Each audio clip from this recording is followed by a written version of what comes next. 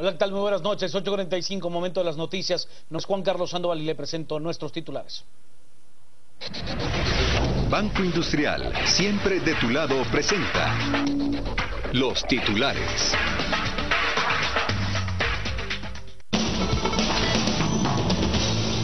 Presidente Otto Pérez Molina conserva su inmunidad. Congreso no llega a los 105 votos necesarios para retirarle el derecho de antejuicio.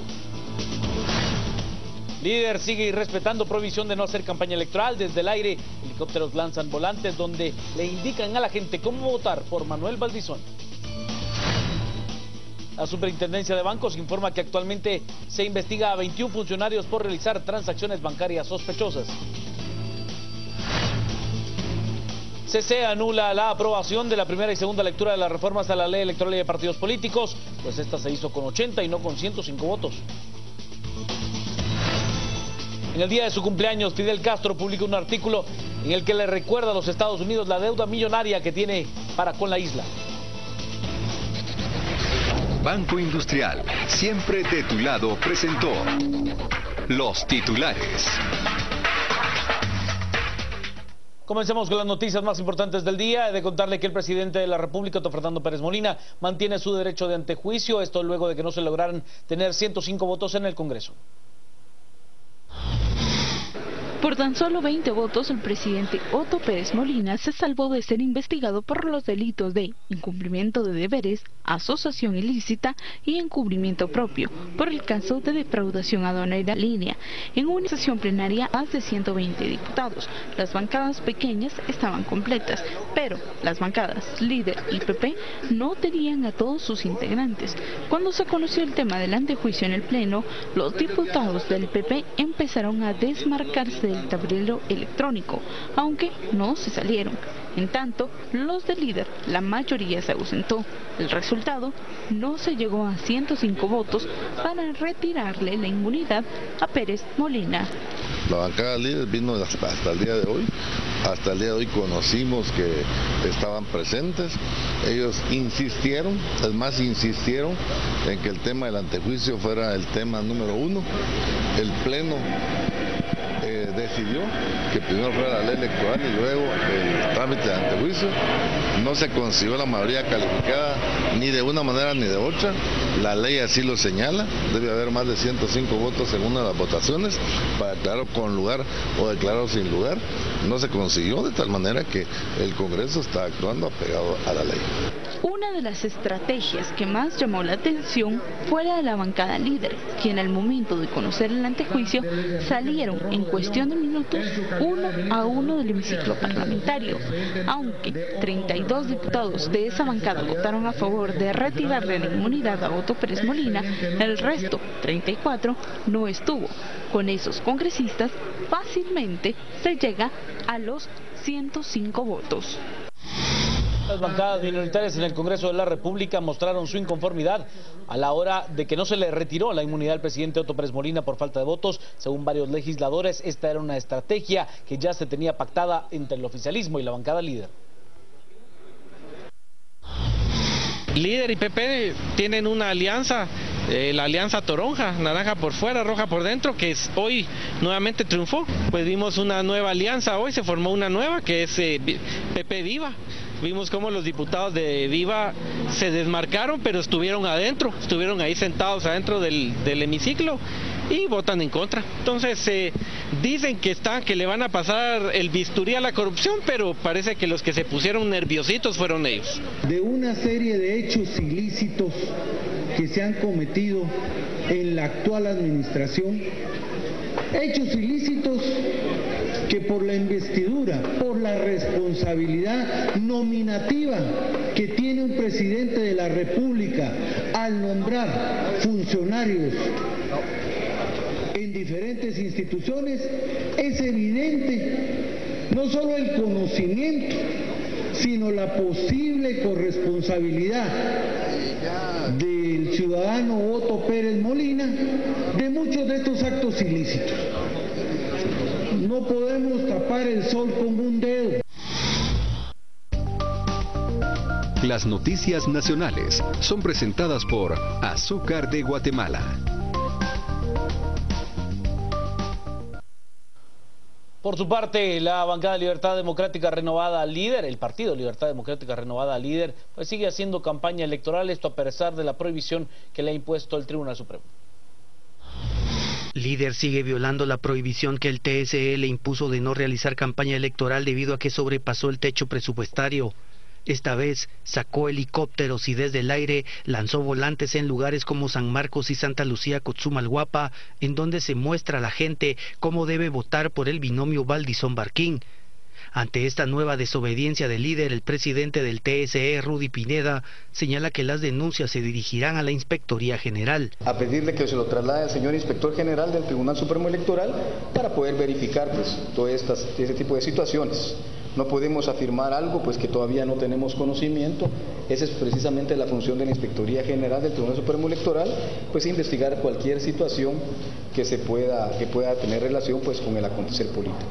En los papeles lanzados se evidencia también que los del Líder pusieron el logo del Tribunal Supremo Electoral, algo que el presidente del TSE asegura que no lo pueden hacer. Recuérdense que el único autorizado es la propia institución, porque es una cuestión institucional. Además de enseñar cómo votar por el binomio presidencial, Líder propone la creación de empleos, aboga por la pena de muerte, un bono extra y promete programas sociales. También afirma que quitará el uso del chaleco naranja para motoristas y la reducción del impuesto de circulación. Esto evidencia una vez más cómo Líder no le da mucha importancia a las resoluciones que emanan del máximo órgano electoral. Por su parte, el partido de Avanzada Nacional PAN pidió al Tribunal Supremo Electoral anular la participación del partido Líder. El partido de Avanzada Nacional pidió al Tribunal Supremo Electoral que cancele al partido Líder por la campaña que continúa haciendo pese a la sanción que le fue colocada semanas atrás por el máximo ente electoral y señaló que ya no debe seguir sacando campos pagados. Siguen haciendo propaganda, siguen estando las vallas, siguen las publicaciones de diario como los mostré y creemos que esto afecta el proceso electoral. El PAN presentó una denuncia ante el Ministerio Público en contra del candidato presidencial del Líder, Manuel Valdizón, por desobediencia y pide a los magistrados del Tribunal Supremo Electoral que acuerpe este recurso. La propaganda en grandes campos pagados de páginas completas en varios medios de comunicación el 10 de agosto ya es suficiente para ameritar la violación. Y señores magistrados, con base en eso, pensamos que esta violación es grave para el proceso. No solamente estamos presentando una denuncia que quisiéramos que ustedes la acuerparan en el Ministerio Público, sino que creemos que el señor Valdizón ya no es una persona idónea para ser candidato presidencial. Las noticias nacionales fueron presentadas por Azúcar de Guatemala. Momento de la pausa, quédese con nosotros, estamos a las 8:45.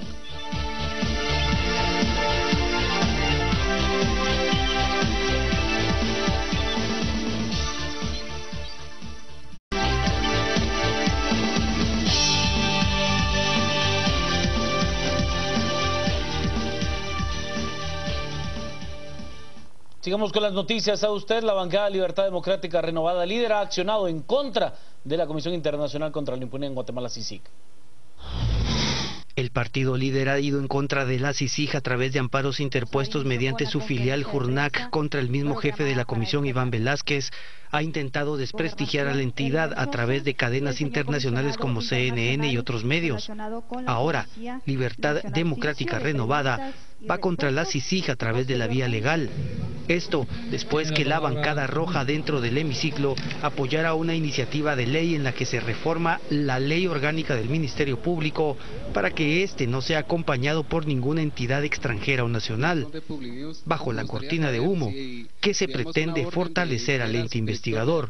Teniendo la fortaleza, ese ente investigador, el concepto de injerencia es un concepto general. Pero es decir que sería en contra de organismos similares a la CICIG o el APP. Es un concepto general, el concepto de injerencia. ¿Cuál es el concepto general?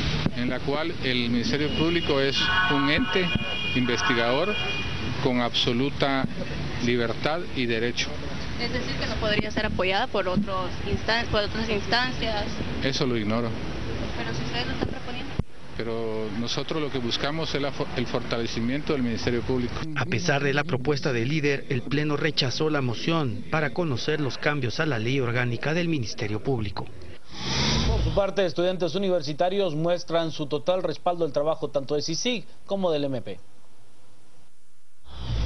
La Coordinadora Estudiantil Universitaria de Guatemala brindó una conferencia de prensa en el Ministerio Público compuesta por USAC, Es Pueblo, Movimiento Lendivarianos, entre otros movimientos civiles, para manifestar su apoyo a la labor que ha manifestado el Ministerio Público con la fiscal general Thelma Aldana y la Comisión Internacional contra la Impunidad en Guatemala de la mano de Iván Velázquez. Nosotros y nosotras, estudiantes de las diferentes universidades, manifestamos nuestro reconocimiento y apoyo a la constante búsqueda por la verdad y el compromiso contra la corrupción, que tanto el Ministerio Público como la Comisión Internacional contra la Impunidad en Guatemala han demostrado a lo largo de la crisis institucional y política que atraviesa nuestro país.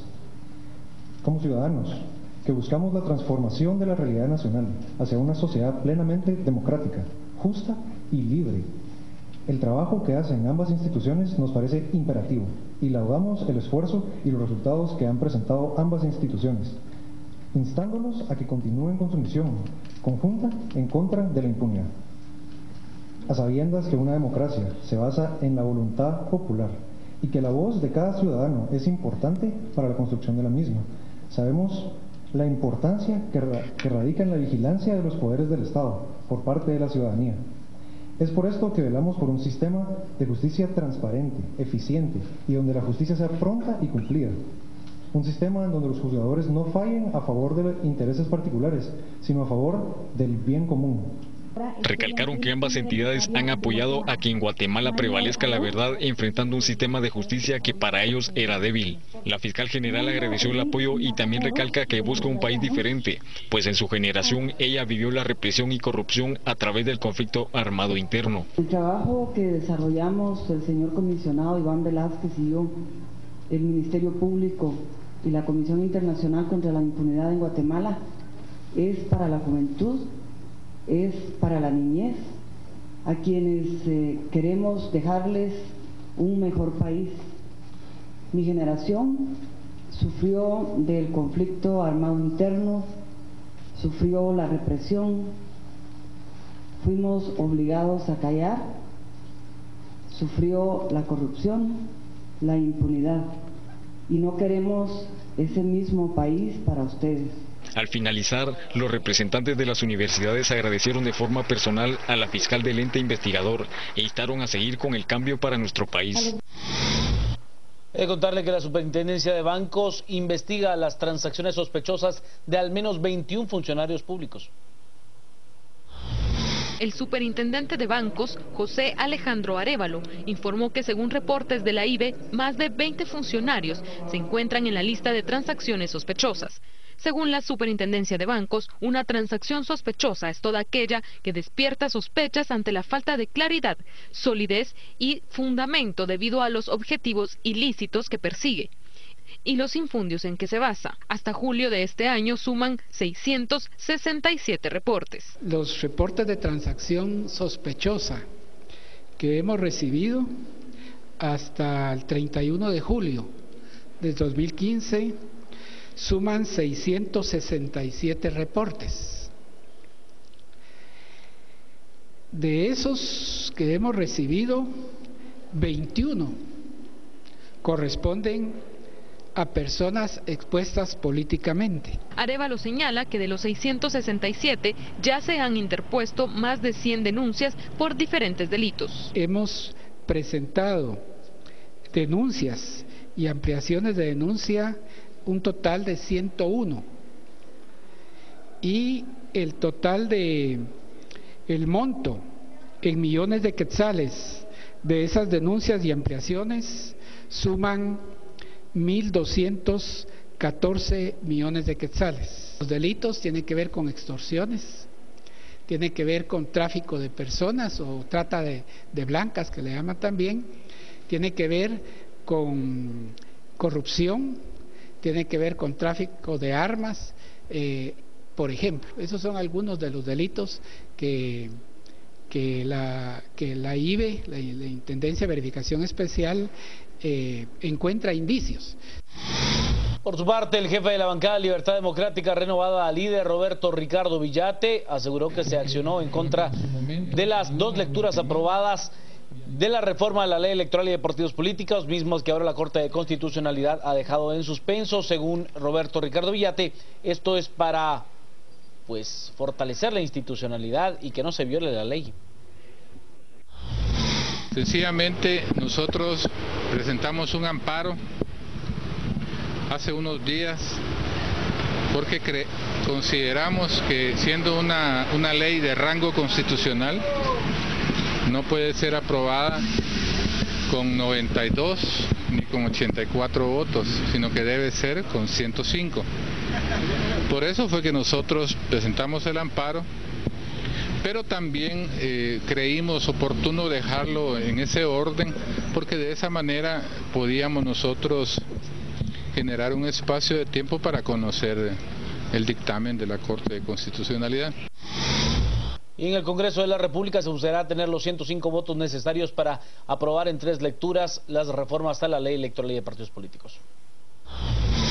Los diputados del Congreso de la República reaccionaron por la decisión de la Corte de Constitucionalidad de dejar en suspenso las reformas a la ley electoral y de partidos políticos, luego de una acción legal que interpuso el diputado Roberto Villate. Según el diputado Roberto Alejos, él ya lo había anunciado y por eso no le sorprende la decisión de la CC. Estamos realmente en un problema legal, jurídico. Personalmente lo advertí la primera vez que le dimos trámite en primera lectura con solo 80 diputados presentes. El tema es muy discutible, pero tenemos que respetar la decisión de la Corte que lo declara en suspenso. Hoy se aprueba en tercer debate.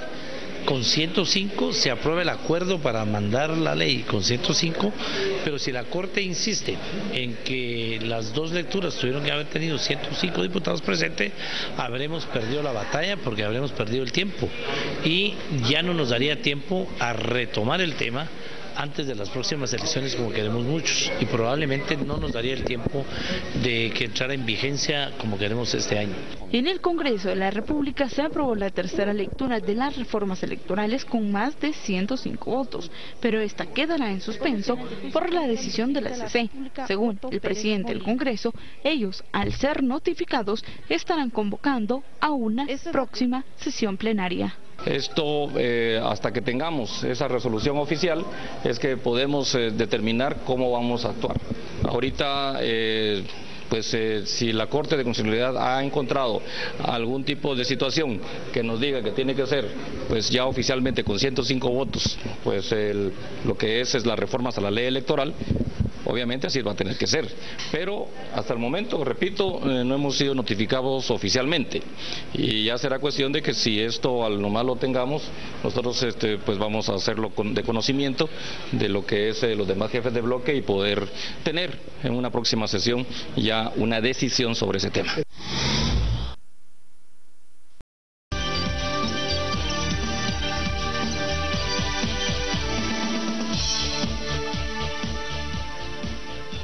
Buenas noches y bienvenidos al jueves a las 8:45. Soy Quique Godoy y hoy me acompaña Juan Carlos Sandoval. Buenas noches, Juan Carlos. Quique, buenas noches, y tenemos parlamentarios el día de hoy conversando de lo que ocurrió en la sesión plenaria del día.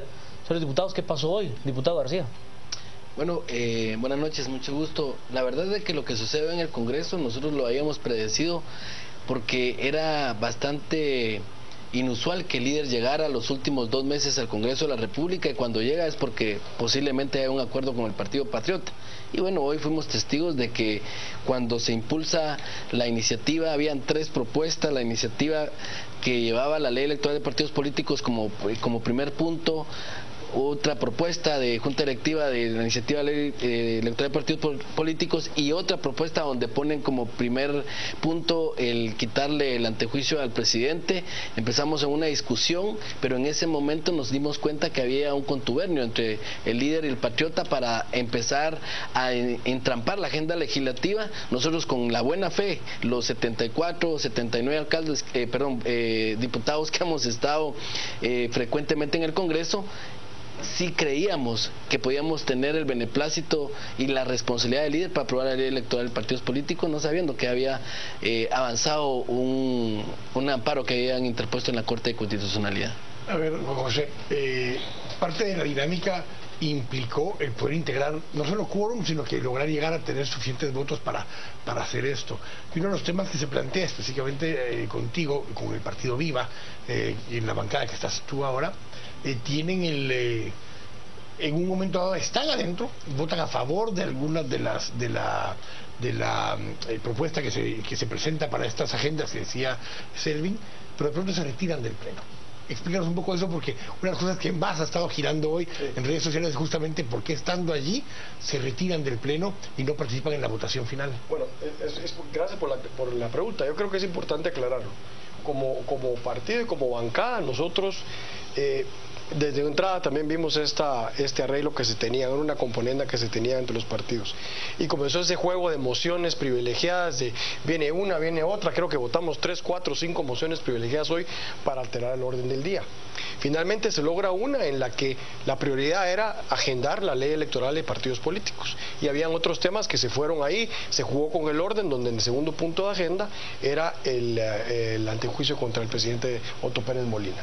Posteriormente a eso, nosotros sí como partido hemos votado por esa moción privilegiada para que se pudiera agendar. A veces la gente no comprende esa dinámica en el Congreso, que no entiende que sin esa llave, sin esa moción, no se hubiera podido agendar ni la ley electoral ni ningún otro punto de la agenda, ni mucho menos el poder votar por dicho antejuicio. En su momento nosotros como bancada nos percatamos de esta componenda y decidimos abstenernos de esta votación porque veíamos que era un arreglo entre rojo y verde, entre rojo y anaranjado. Diputado Blanco, pero a ver, ustedes son parlamentarios muy experimentados, es ingenuo pensar que políticamente llega de somplón la bancada líder y pensar que pues llegan de buena fe sería ingenuo, ¿no? Miren, como lo decía Selvin, nosotros ya teníamos prácticamente esa lectura de qué es lo que iba a suceder, que en algún momento iba a aparecer ese líder, iban a jugar con los números con el Partido Patriota e iban a proteger al presidente Otto Pérez manteniéndole la inmunidad.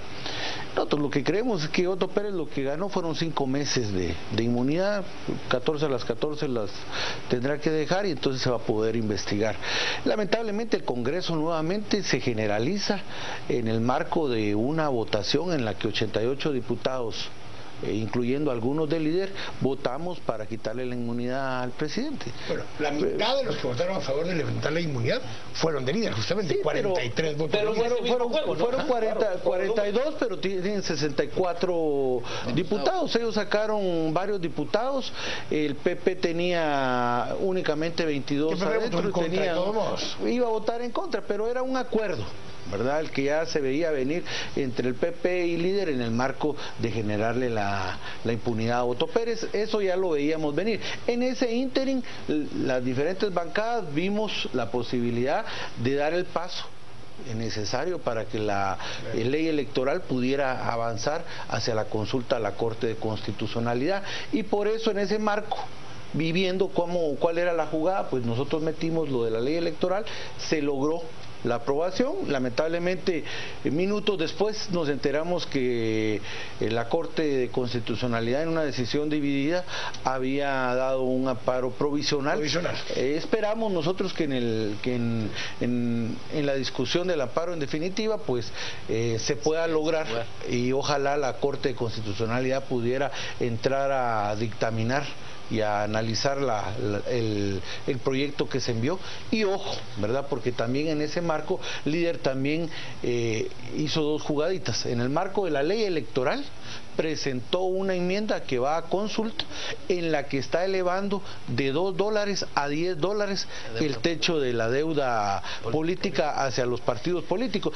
El diputado Leonardo Camey la metió tratando de sorprender. Como no había discusión, pues no se logró, pero nosotros alertamos, ellos están pretendiendo de que la deuda se incremente, la deuda política de $2 a $10, y el otro gol que quisieron meter fue el tema de el cambio a la ley del Ministerio Público, una ley que viene a contravenir los avances que hay en la mesa de seguridad y justicia que creó el Congreso, que ha contado con el aval de sociedad civil, de MP, de CICIG, y ellos quisieron presentarnos. Por eso, cuando se terminó la votación, se razonó el voto, quienes estábamos en contra de lo que estaba sucediendo, y rompimos el quórum para evitar ese tipo de situaciones. Yo solo tengo para cerrar el tema original del que estábamos hablando, vamos a seguir hablando del tema de las reformas si gustan, pero Juan José, tú tienes una cosa en particular, vienes de la bancada del Partido Patriota, y de alguna forma pues fuiste parte de este equipo con el mismo Otto Pérez Molina. ¿Incide eso en tu decisión personal de no votar en ese momento a favor de que se levante la inmunidad del presidente Pérez Molina? No, para nada. Yo creo que el presidente de la República no necesita ni de mí ni de mi voto para defenderse, y como bien decía el diputado Blanco, finalmente es un tema que a él la historia lo juzgará. Nosotros creo que sabíamos de este juego de números, y la incidencia de 2 votos de Villa realmente no tenía una incidencia en el peso de la votación de los 105 votos que requería el Pleno hoy. Es el mensaje que envía, José. Bueno, mire, es un mensaje que se puede interpretar así, pero también podemos leer otros mensajes que hemos visto en otros medios. Por ejemplo, hoy el editorial Prensa Libre hablaba que el 56% de los guatemaltecos considera que el presidente debe terminar su mandato. Entonces, si uno hace eco de las percepciones de todos los ciudadanos, también existe esa. Entonces, ese balance hay que hacerlo también. Pues no sería jugar con un electorado natural suyo, o sea, decir, ¿sabe qué? El electorado de clase media urbana, sí esperaba que al menos se hicieran presentes y que estuvieran ahí y que marcaran estar presentes. Estuvimos presentes, marcamos, y la moción privilegiada que permitió agendar el antejuicio fue votada por Villa. Diputado, yo quisiera preguntarle, ¿están muertas las reformas a la ley electoral de partidos políticos, así de manera puntual? Yo creo que no. Tenemos que hacer un esfuerzo para poder rescatar precisamente lo que hemos hecho en la Comisión Electoral de Partidos Políticos y lo que hicimos algunas bancadas del Congreso de la República. A mí me gustaría también hablar de algunas incongruencias. Primero, el Partido Líder no está en la mesa electoral que se conforma con la Comisión Electoral de Partidos Políticos, donde discutimos, solo la presidió, ¿verdad? Pero no estuvo presente durante la discusión de 8 días, donde sí, con mucha responsabilidad y atino, presentamos las enmiendas y conocimos las 3 propuestas que se tenían. Segundo, durante el esfuerzo que hicimos las bancadas presentes en el Pleno del Congreso para entrar a conocer con 80 votos, nunca se presentó. Vienen y presentan una acción de amparo en contra del procedimiento de los 80. Sin embargo, existen 3 precedentes, uno de 2005 cuando era presidente Méndez Gebruger, otro en el 2008 y otro en el 2013, que sí se puede entrar a discutir hasta en tercera lectura, irse con un acuerdo a la Corte de Constitucionalidad, pero para aprobar sí se necesitan 105 votos. Bajo el argumento votos. Que los 105 votos son para la aprobación. Así final. Es, además la Constitución lo establece. A nosotros, en lo personal, como abogado y como miembro de la bancada Creo Unionista, sí creemos que la Corte posiblemente no interpretó el tema de lo que nosotros veníamos como bancadas hasta el día de hoy haciendo. No íbamos a aprobar con 80 votos una ley de rango constitucional. Necesitábamos que vinieran de la Corte los dictámenes y posteriormente, por supuesto, con 105 votos. Entonces sí hay una serie de incongruencias. También estuvimos haciendo el esfuerzo que se entrara a conocer el antejuicio en contra del presidente, pero vimos el día de hoy que sí, 2 bancadas tuvieron el tiempo necesario para ponerse de acuerdo fuera del Congreso de la República y poder traicionar al pueblo de Guatemala con la decisión que se toma hoy. Y no hay que generalizar, como dicen los compañeros. Si hemos estado insistiendo en las leyes electorales, sí las vamos a rescatar. Lo que sí es cierto es que sí necesitamos de los votos rojos para aprobarla con 105. Ahora que nos enmienda la plana en la Corte, aunque yo creo que en forma definitiva la Corte va a retractarse y nos va a dar beneplácito al Congreso porque hay precedentes que son fuente del derecho, hay también gacetas de la Corte y no se basaron para resolver en cuanto a eso. El concepto, Orlando, que la gente también plantea es que, de todos modos, aunque se aprueben estas reformas, no llenan todo lo que una buena parte de la población quisiera. Y lo digo así porque habrá sectores que quisieran que las cuotas fueran incluso mejores, ya sea para mujeres o para pueblos originarios. Hay algunos que quisieran que el tema de la no reelección fuera mucho más tajante. Hay algunos que quisieran que el tema del transfugismo fuera de otra forma. No sé qué va a quedar bien, aunque estas reformas se rescaten, Orlando. Yo he escuchado a varias gente opinar y a veces es evidente que incluso no han ni siquiera leído el dictamen que emanó de la comisión ni las enmiendas que se han propuesto, y entonces hay en el escenario una serie de planteamientos que van en contra de un avance real que trae esta reforma. Posiblemente hayan algunos desacuerdos, pero de lo que tenemos a lo que podemos obtener con esta reforma a la ley electoral hay una distancia muy importante. Para nosotros como partido siempre el tema fundamental en este momento de la reforma ha sido el tema del financiamiento de los partidos políticos, y creemos de que la propuesta era una muy interesante iniciativa, incluso mucho más avanzada que la que envió el Tribunal Supremo Electoral, mucho más avanzada que la que presentaron las organizaciones civiles en diferentes espacios. Se cierran el espacio a los financiamientos privados y se le pide y se le da un nuevo rol a los medios de comunicación para evitar justamente generar a través de los medios de comunicación competencias desleales en el quehacer de los partidos políticos. A mi criterio, al criterio de nuestro partido, es una muy buena reforma a la ley electoral la que se está presentando. Posiblemente no se abarque todo lo que quisieran algunos sectores, pero sí es una muy atinada propuesta, y ojalá que la Corte de Constitucionalidad rectifique en la discusión definitiva del amparo y que ahí podamos tener ya un dictamen de la CC y que podamos entrar nuevamente en el Pleno ya a una discusión final por artículos de dicha iniciativa. Diputado Porras, como un ciudadano común y corriente, ¿no cree usted, siendo honesto, que hay muchos diputados en el Congreso que dicen ojalá que no llegue el líder nunca y que no cambie nada, porque es el modelo que ha funcionado para todos? Bueno, mire, la verdad que eso es un clamor en las redes, que no llegue el líder. Esa es una situación que se ha estado dando sin necesidad de que nosotros como políticos lo hagamos. Pero yo creo que independientemente de que no llegue el líder, finalmente lo importante para el ciudadano que vota por nosotros cada 4 años ese es el mensaje que yo quisiera dejarles, es que no nos dejen, que no se acuerden de los políticos cada 4 años, sino que hagan un acompañamiento, porque pareciera que los políticos se acuerdan de nosotros cada elección y a los siguientes 4 años la siguiente elección, y realmente no hay un seguimiento, no hay auditoría ciudadana. Entonces queremos tener diputados diferentes, tenemos que comenzar a hacer cosas diferentes. Si queremos lo mismo, vamos a seguir teniendo al mismo tipo de gente en el Congreso de la República. Solo hago una ronda rápida para cerrar, para que la gente sepa. Selvin, ¿en qué listado vas para la reelección? Voy aquí en el Distrito Central, Metropolitano. Listado Nacional del Muy Viejo. Orlando. Segunda casilla del Listado Nacional. Gracias a los tres por habernos acompañado hoy por la noche. Vamos a continuar hablando de este tema más tarde con Juan Carlos a las 10 p.m. y con Edgar Ortiz, pero mientras tanto vamos al corte, volvemos en un momento. Estamos acá a las 8:45.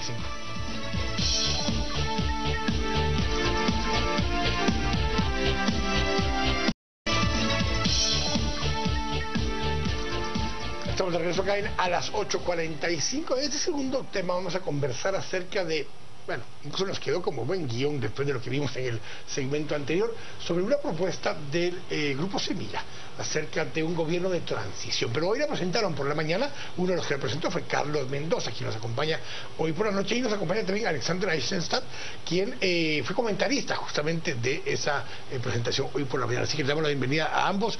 Voy a empezar con Carlos para que nos expliques un poco cuál es la propuesta y justamente hagamos lo mismo que hoy en la mañana. Alexander nos va a comentar posteriormente a eso. Carlos, buenas noches. Con mucho gusto, Kike, gracias por la invitación.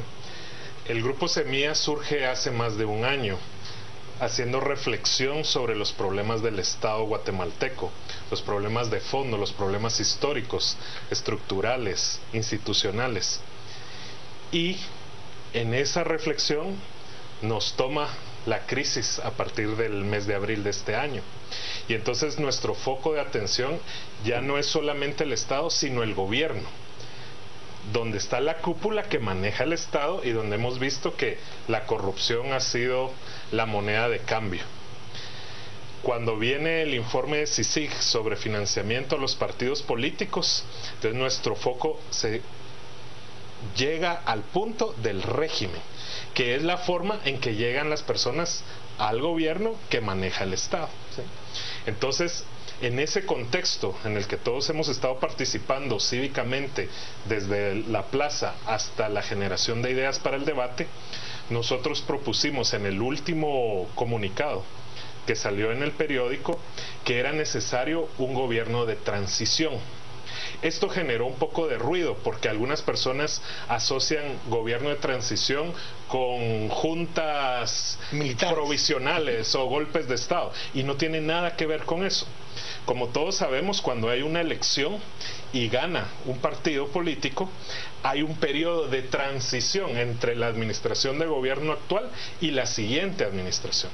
Y lo que nosotros hemos planteado es de que el presidente de la República ha perdido tal legitimidad, credibilidad, etcétera, y ha demostrado su ineptitud para los cargos que le rodean, que es necesario que él renuncie. O sea, esto pasa por la renuncia al presidente, que está contemplado en la Constitución Política de la República, y entonces ese gobierno de transición nosotros lo definimos como el actual vicepresidente tomando la vicepresidencia, la presidencia, un Congreso nombrando a un nuevo vicepresidente o vicepresidenta, y ellos generando un nuevo gabinete que permita una transición transparente, efectiva, incluso con un presupuesto adecuado a las necesidades del próximo gobierno en estos meses que quedan. Eso es nuestra definición de un gobierno de transición, y eso está en el marco de la ley. Lo único que necesita es el empujoncito para que el presidente renuncie. Con lo que ocurrió en el Congreso, eso se hace más difícil. ¿Es una cuestión legal o es una cuestión de legitimidad la presencia del presidente de la República en su puesto, licenciado Asista? Bueno, la pregunta es más compleja, porque la legalidad no se mide simplemente por el estricto cumplimiento de una norma sin atender a los valores que están detrás de ella y a los valores constitucionales que están detrás de ella. Esto retoma un poco el tema de la institucionalidad y el debate que ha habido respecto a este tema. La institucionalidad no se mantiene simplemente conservando a las personas que ocupan ciertos cargos públicos. Se mantiene cuando esas personas actúan para el bien común, defendiendo los valores que su función pretende establecer dentro del imperio de la ley. Y en ese sentido, la pérdida de legitimidad del gobernante afecta gravemente los derechos constitucionales de los guatemaltecos. Aunque exista un marco de legalidad que lo pueda respaldar, eso no impide que estos valores constitucionales que tienen una jerarquía mayor estén siendo gravemente afectados.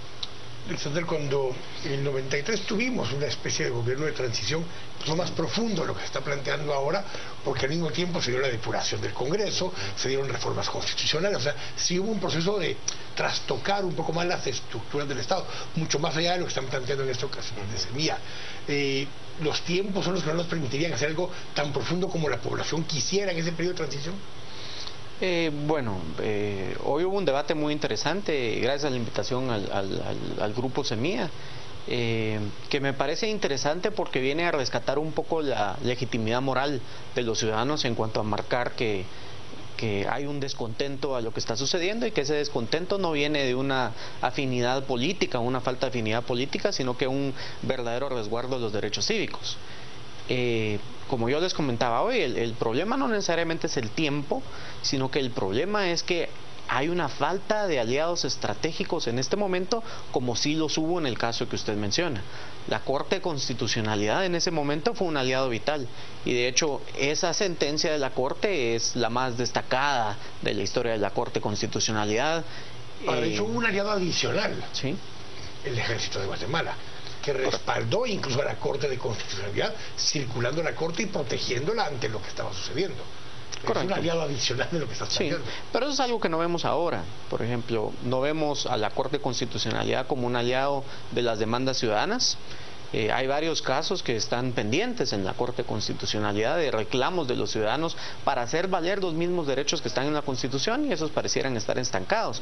Mientras que otros, como algunos que se resolvieron hoy, por ejemplo, se resuelven rápidamente y coinciden con que benefician algún interés institucional. Licenciado Mendoza, hoy el presidente de la República parece salir victorioso legalmente, pero políticamente salió absolutamente debilitado. Se nota que él ya no tiene ningún tipo de poder cuando usted tiene que ir a negociar con una bancada opositora para conservar su inmunidad. ¿Cuál es el papel que debe de jugar hoy Otto Fernando Pérez Molina? Sí, él perdió el poder desde el momento en que renuncia la ex vicepresidenta. Desde ese momento él tenía que haber también dado los pasos necesarios para asumir su responsabilidad política en los demás casos que él ya sabía que iban a venir. Entonces, realmente él se derrotó a sí mismo, él se venció a sí mismo. Y en la actualidad lo que él tiene que hacer para salir con un poco de dignidad del cargo es renunciar, para que esta transición política de una administración a la otra se pueda dar de manera ordenada y sobre todo transparente, porque ustedes se pueden imaginar lo que está ocurriendo ahorita en muchas dependencias del Estado. Si generalmente cuando cambia una administración a otra se habla de que se borran los discos duros de las computadoras, se esconden los archivos para no dejar rastro de las movidas que hizo la administración anterior. En la actualidad no sabemos lo que está pasando dentro de las entidades del gobierno, y lo que quisiéramos es que hubiese una mínima capacidad de transparencia para que también las investigaciones se puedan realizar como los ciudadanos estamos exigiendo. En ese conteo de tiempo del que hablaba aquí, que Grupo Semilla cree que este tiempo de acá al 14 de enero puede ser suficiente para efectuar cambios que efectivamente transformen la sociedad guatemalteca, licenciado Mendoza. Nosotros lo vemos esto como un primer paso hacia cambios estructurales e institucionales de mayor envergadura. Es decir, nosotros siempre lo planteamos así desde nuestra participación en la plataforma. La reforma a la ley electoral va a permitir mayor competencia, quitar el monopolio a partidos, podemos llegar los ciudadanos a involucrarnos en política, eso permitirá otros cambios y poco a poco. Entonces hay que verlo de manera estratégica, no lo podemos solucionar todo en el corto plazo. Y hoy Alexander hacía una analogía de un buque, que un buque se va a ver su cambio de ruta después de varios kilómetros, pero luego también hacíamos la reflexión de que para ver ese resultado tiene que girar por lo menos 1 grado ya. Entonces, aunque sea un mínimo cambio, ese cambio se va a ver reflejado hacia el futuro, y por eso es tan importante, porque hay que dejar el precedente para cualquiera que sea electo en estas elecciones, de que la ciudadanía vamos a estar vigilando y que no va a poder realizar la corrupción de manera descarada e impune. Alexander, el proceso que hace falta requiere una reforma, simplemente una reforma política por medio de leyes de servicio civil, electoral y de partidos políticos y similares, requiere una reforma constitucional más profunda, o incluso un paso más allá, como lo plantean algunos sectores desde los CPO y estructuras de este tipo, que plantean una refundación del Estado con una relación de poderes muy distintas a las que tenemos hoy. ¿Hasta dónde debemos llegar en ese proceso? Bueno, yo creo que los cambios más urgentes se pueden hacer por medio de reformas que no requieren tocar la Constitución. Una reforma integral a la ley electoral y de partidos políticos, no la que vimos que finalmente no fue aprobada. Provisional y... Correctamente, no esa. Pero también es difícil pedirle a los que subsisten del sistema político reformar las normas que les permiten ganarse la vida de esa forma. Entonces, es una de las críticas a la oposición que depende de que los políticos realmente se den cuenta que le hacen un daño al país y que cambien. Entonces yo creo que sí se pueden hacer esas reformas a cambios legales, las más importantes. Eventualmente se hace importante cambiar algunas disposiciones específicas de la Constitución especialmente en el tema del sistema de justicia, las comisiones de postulación, fortalecer la carrera judicial, etcétera. Y eventualmente se podrá entonces cambiar la Constitución para esa refundación del Estado, pero que requiere, diría yo, de acuerdos mayores y de una democracia participativa más sólida de la que tenemos en este momento. Licenciado Mendoza, yo en el segmento anterior de entrevistas le preguntaba a los diputados si es que de verdad ellos no están rogando porque no pase nada. Por decir, yo estoy de acuerdo en reformar el sistema político, pero si Dios quiera no se presenta líder, no va a cambiar nada y vamos a seguir con el modelo. ¿Qué tenemos que hacer los ciudadanos?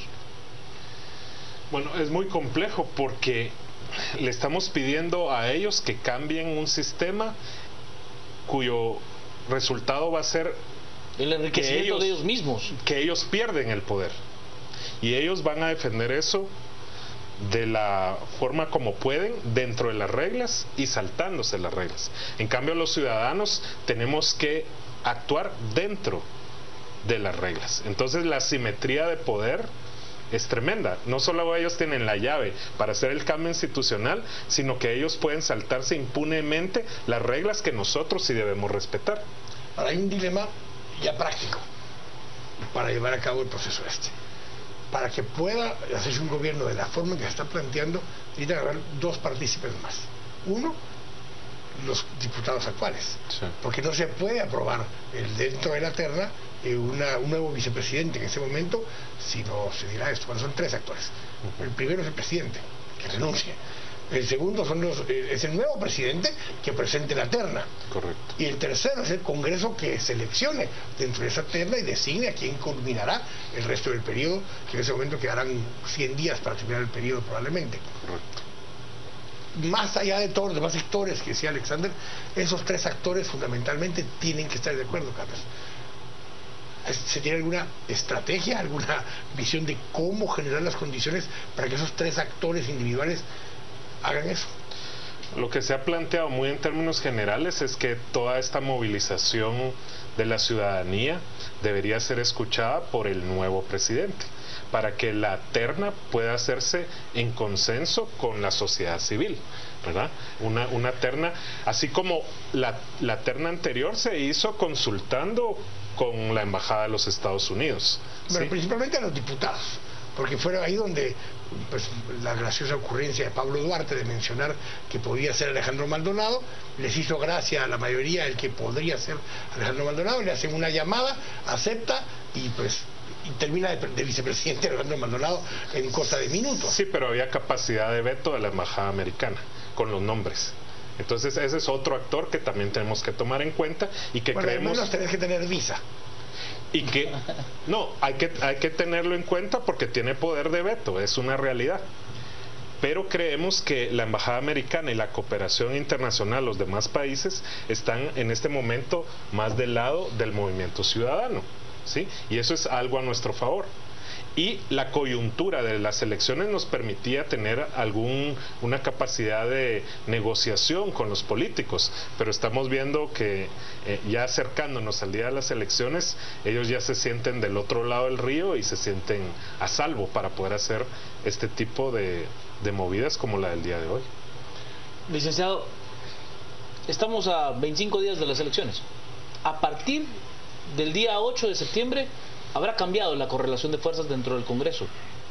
Si esos cambios no se dan antes de la elección, ¿usted ve alguna posibilidad de que se apruebe algo? ¿De que cambie algo? ¿O efectivamente pasará ahí a dormir el sueño de los justos toda esta efervescencia ciudadana reformista que ha habido en la sociedad guatemalteca?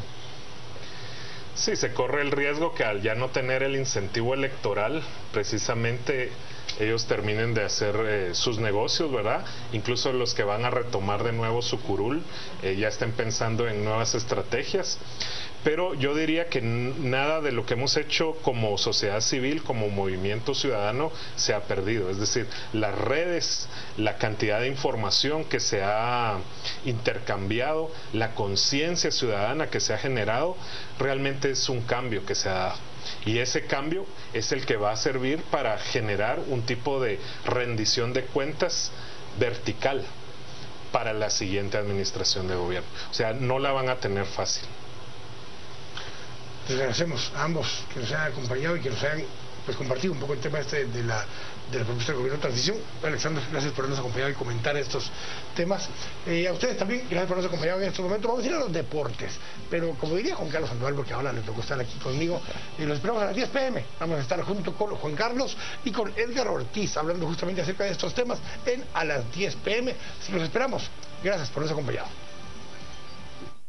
Los deportes son presentados por el nuevo Whopper Chimichurri de Burger King. Burger King, así lo